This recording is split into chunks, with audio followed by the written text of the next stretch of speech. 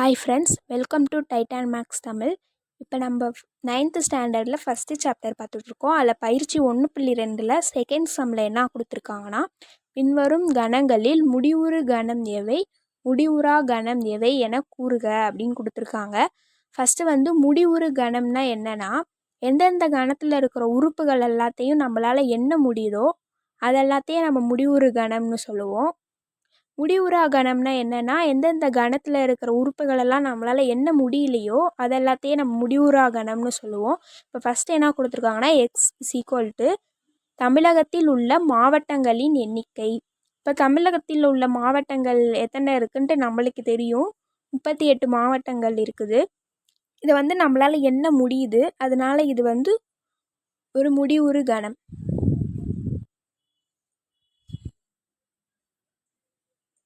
அடுத்து என்ன கொடுத்துருக்காங்கன்னா, y ஒரு புள்ளி வழி செல்லும் நேர்கோடுகளின் கணம்.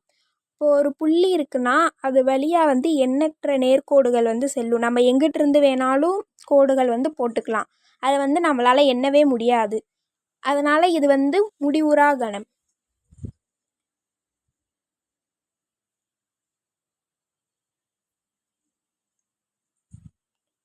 அடுத்து என்ன கொடுத்துருக்காங்கன்னா, a x such that x belongs to z மற்றும் x less than 5ன்னு கொடுத்துருக்காங்க.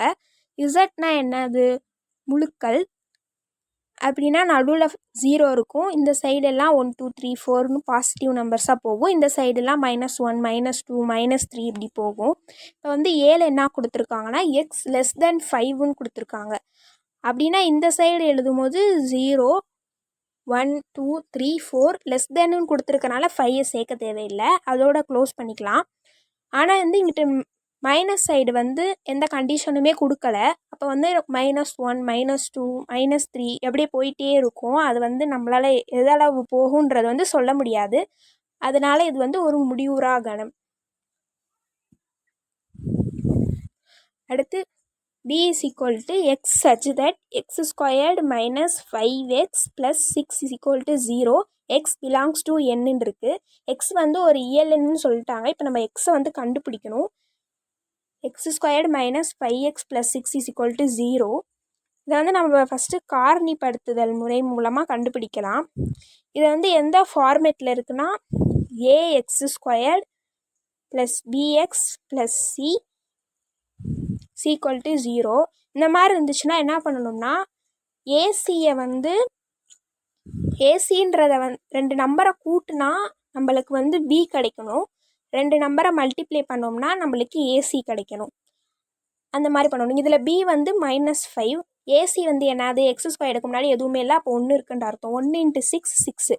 அப்போ 2 நம்பரை பெருக்கணும்னா 6 கிடைக்கணும். கூட்டினோம்னா -5 கிடைக்கணும். 2ஐயும் 3ஐயும் பெருக்கணும்னா 6 கிடைக்கும். ஆனால் இங்கே -5 இருக்குது. அப்போ 2 சைடும் மைனஸ் போட்டோம்னா -2ஐயும் -3ஐயும் பெருக்கணும்னா 6 வந்துடும். அது 2ஐயுமே கூட்டினோம்னா -5 வந்துடும்.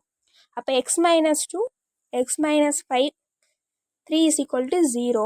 இப்போ அது அப்படியே நீங்கள் உள்ளுக்குள்ளே மல்டிப்ளை பண்ணி சிம்ப்ளிஃபை பண்ணி பார்த்தீங்கன்னா அப்படியே உங்களுக்கு கொஸ்டின் வந்துடும். இப்போ x - 2 = 0, x - 3 = 0ன்னு பிரித்து எழுதிக்கிறோம். இப்போ x = 2, x = 3. அப்போ b என்ன வரும்னா 2, 3. இதில் பியில் இருக்கிற உறுப்புகளெல்லாம் நம்மளால் எண்ண முடியுது. அதனால இது ஒரு முடிவுறு கணம். இப்போ நம்ம பயிற்சி 1.2ல் 2வது சம் ஃபுல்லாக பார்த்துட்டோம். இதோட அவ்வளோதான். தேங்க்யூ.